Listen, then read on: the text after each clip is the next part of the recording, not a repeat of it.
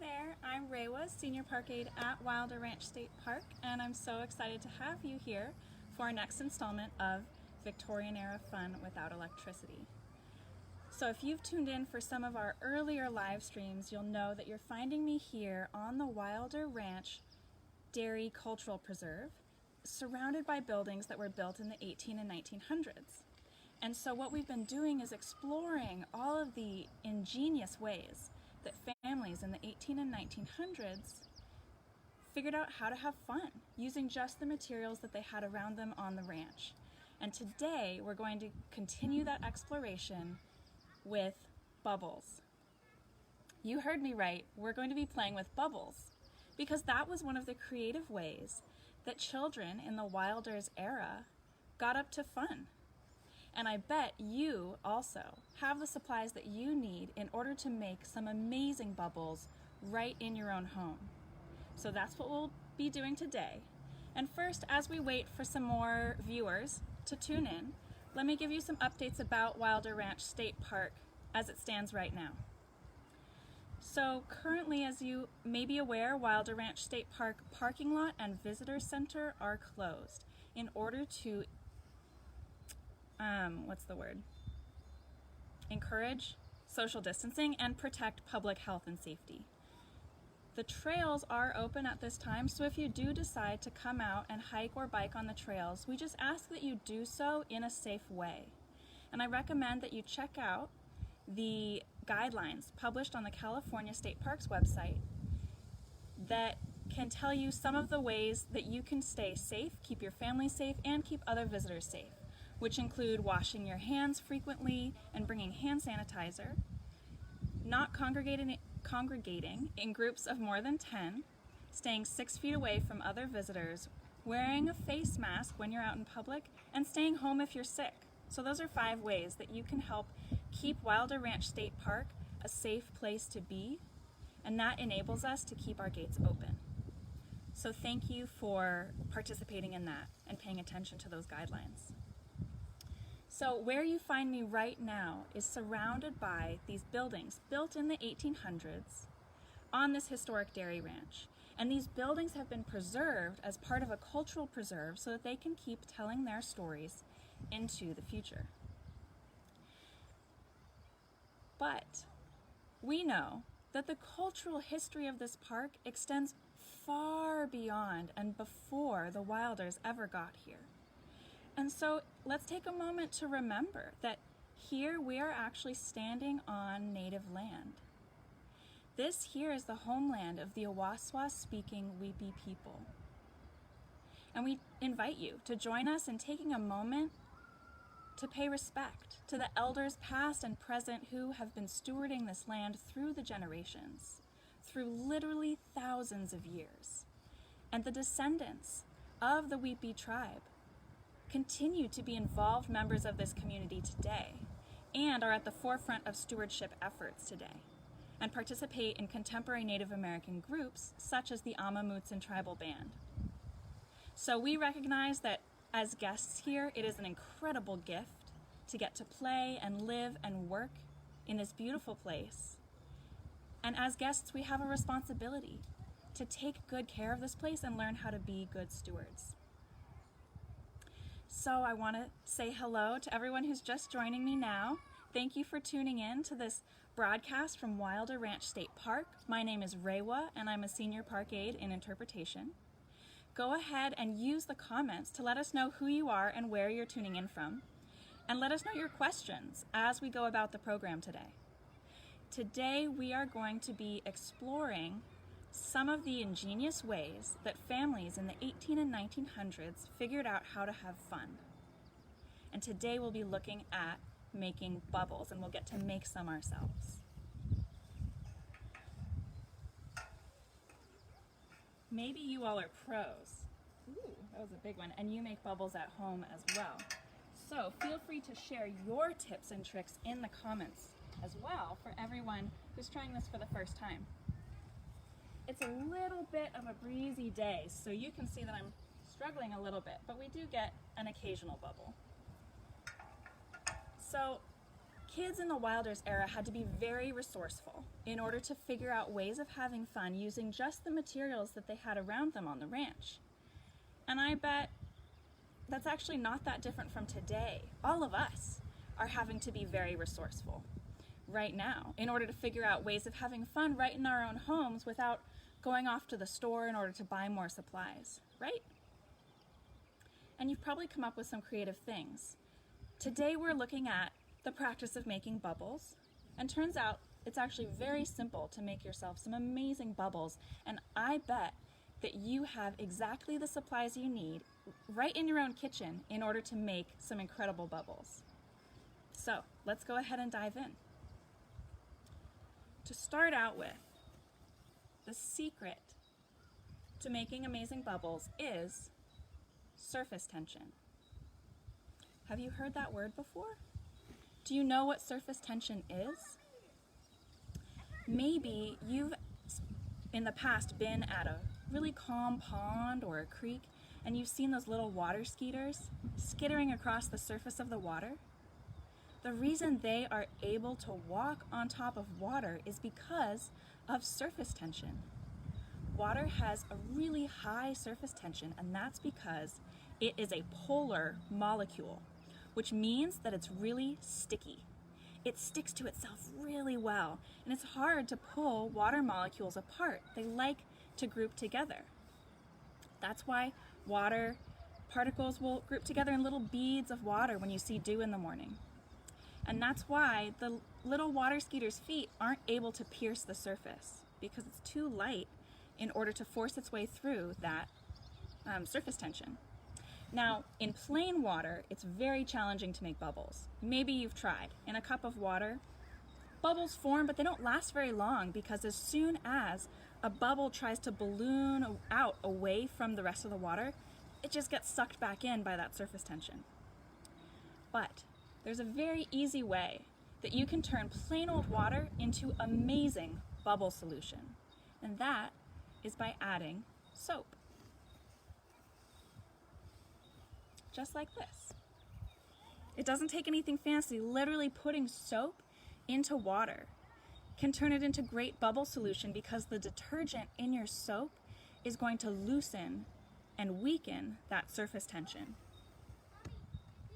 So instead of holding so tight, the bonds loosen a little bit on those water molecules, and so it's easier for a balloon bubble to form and stay.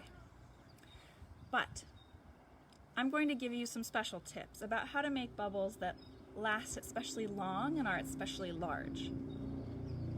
The first tip is the kind of soap that you're adding into your bucket or your bowl, what have you. Different kinds of soap work in different ways, and I recommend a kitchen soap, like a dish soap, that has an especially strong detergent in it, something really heavy duty, because that is going to weaken those polar bonds the best and enable you to form larger bubbles easier. So that's my number one tip. Number two has to do with the ratios. So how much water to how much soap you use. And you get to experiment. Experiment with the different kinds of soap that you find around your house and use them in different quantities and see what works best. Often I hear it's recommended to use about 6 cups of water for 1 cup of dish soap. But it's really up to you. In my bucket right now, I only have about 2 cups of water and maybe a 1/4 cup of dish soap. So you get to experiment. But the third tip is really the special secret. And that is that you can add 1 tablespoon of corn syrup or glycerin to your bubble mixture. And that's really going to do the trick, because corn syrup and glycerin will help keep the bubbles from drying out so fast. And so they can last longer in the air. And you'll notice it really makes a difference. So now that you have your bubble solution, which is just water and soap, and maybe a little something extra, then you need a bubble wand, right? And there are all kinds of bubble wands that you can make. If you want to make one like the Wilders would have used in the 18 and 1900s, you can make one that looks just like this. So all that you need in order to make this kind of bubble wand is 2 sticks, and then you can tie a piece of string or a thin rope in between them to make this loop, kind of like a big circle. And you can see here we've put a metal washer on our loop in order to help it hang open like this for making bigger bubbles. So that's one thing that you can experiment with. But if you don't have those supplies, maybe you have a pipe cleaner. I've got one in my pocket. And you can make a great bubble wand using a pipe cleaner as well. You just twist it into a loop like this so that you have your circle. And then you can twist up the extra part, those extra little bunny ears, in order to make yourself a handle. And there you go. Easy peasy. There's many other kinds of bubble wands you can make. When I was a kid, I used to make bubble wands out of old coat hangers that I would twist into a circle. So I encourage you to experiment with what it is that you have on hand. All right, so we have our bubble solution and we have our bubble wand. And we'll see what we can make despite the wind today.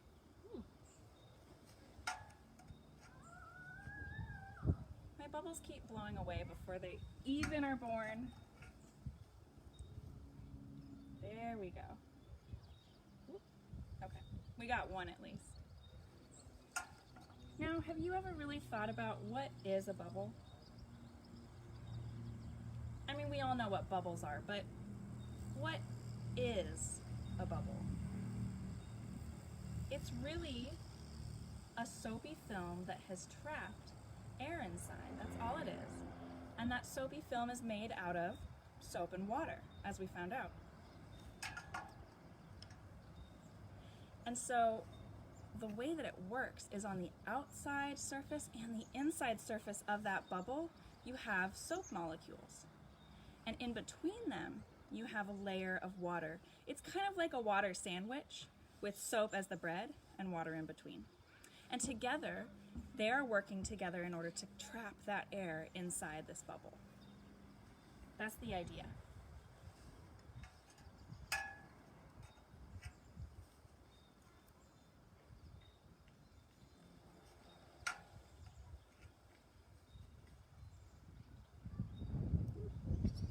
They're blowing away pretty fast today.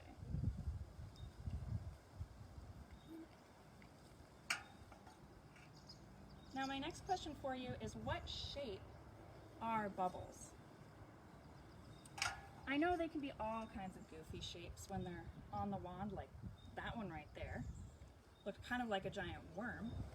But as soon as they are released from the bubble wand, what shape do they become? Ooh, there was some. So what shape did those become as soon as they were sealed off from the wand? They became round, didn't they? And that's because when your bubble is all stretched out like a giant worm in whatever goofy shape it's in, it's vulnerable, right? Because that soapy film is stretched really far, and so it's very easy to pop it. And it's easy for it to dry out too. And so, no matter what shape your bubble is while it's on your wand, as soon as it gets sealed up, it is going to turn into the shape that is the safest for it, and that is the easiest to form, and that is always a sphere. Because a sphere has the smallest surface area compared to the volume that it holds. And so it's the safest.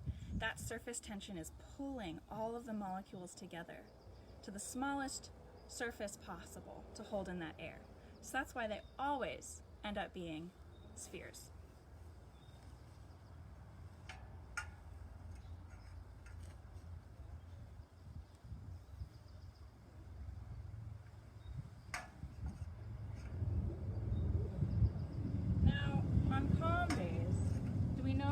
Bubbles pop. I know why they're popping today, because it's so windy. But why else do bubbles pop? besides running into a finger that wants to poke it or something sharp, bubbles will pop when all of the water has evaporated. Have you ever tried to blow your bubble so that it stays in the air without touching anything? You're making a whole game of it and you're trying really hard that it doesn't fall on the ground, and yet still eventually it pops. And that's because the water layer inside that sandwich of soapy bread has evaporated. It's left into the air and there's no water left. And that's why on a really sunny, hot day, your bubbles won't last as long as on a cool, dry day. A cool, humid day. You might have noticed this if you've tried making bubbles on a sunny day versus a cloudy day. And I've even heard, this is really cool and I'd love to try it, I've heard that if you try and make bubbles on a very calm winter's day, when it's very cold out, that you can actually freeze those bubbles in midair. That layer of water will turn into a layer of ice, and they can last for several minutes before they finally pop. How cool would that be to see? Have any of you ever seen a frozen bubble? Because I haven't, but I would love to try. I don't know that it ever quite gets cold enough here in Central California, but maybe elsewhere, maybe where you live.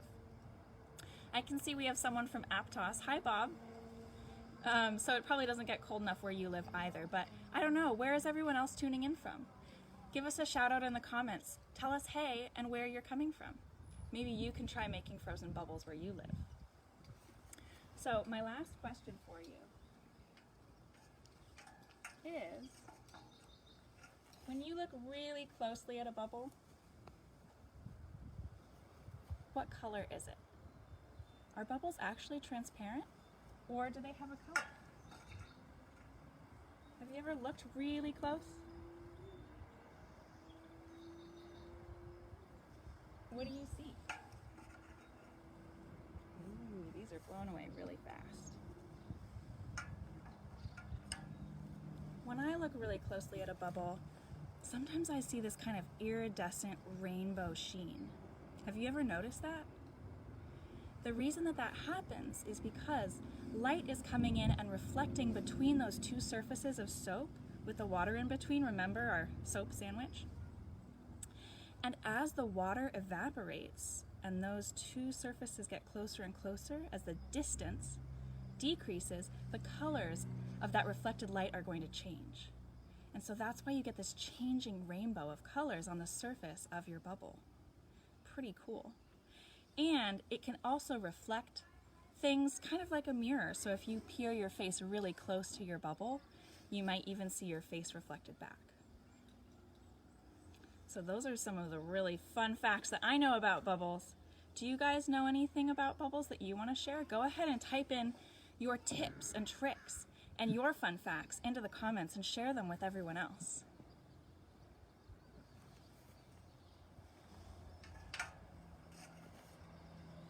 Something that I just love about bubbles is how they are endless fun. And you can always experiment with them using the tools that you have in your own home.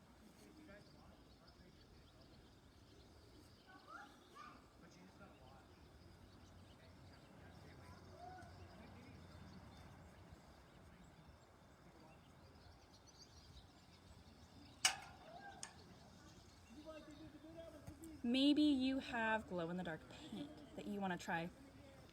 Come back. That you want to try putting into your bubble mixture. Maybe you want to pour your bubble solution into a big lid and take a straw and blow a whole mountain of bubbles in there. Or something that I've seen people do is blow multiple bubbles in a row and see what happens. Do they stick together? Do they merge? What happens when you have multiple bubbles? There's all sorts of ways that you can experiment. And if we know anything about the Wilder family who would have lived in these buildings, they were very inventive, always experimenting with the newest technology, always trying something new that no one had done before. After all, last week we were talking about Melvin, Dee Dee Wilder's son, and how he and his beloved dog Scat got up to a lot of creative adventures, including creating maybe the world's first iPod, or something like it, in the early 1900s. And Melvin's daughter, Ethel, became the first woman truck driver in Santa Cruz, driving one of the first gasoline-powered cars in the county. So I hope that the Wilders' spirit of experimentation inspires you to experiment with something new if you've never made bubbles before, and to try getting creative with the tools that you can find in your very own home to see if you can make the best bubble possible. After all, it doesn't take far-off journeys or fancy supplies and tools in order to have a lot of fun. And that's something that we can learn from the Wilders. So, good luck and happy bubble making. And I'm going to sign off for now. I just want to say thank you for joining me here. Thanks, Wendy, for being here. Daniel, Bob, thanks for joining. Let us know how your bubbles go. And feel free to share this video with other people in your life that you know might have fun creating bubbles of their own. Again, I'm Rewa, Senior Park Aide in Interpretation at Wilder Ranch State Park, and it's such a pleasure to join you for this live stream broadcast of some Victorian-era fun right here in Wilder Ranch State Park. We hope that you tune in with us next Sunday, and in the meantime, wishing all of you a beautiful rest of your weekend. Take care.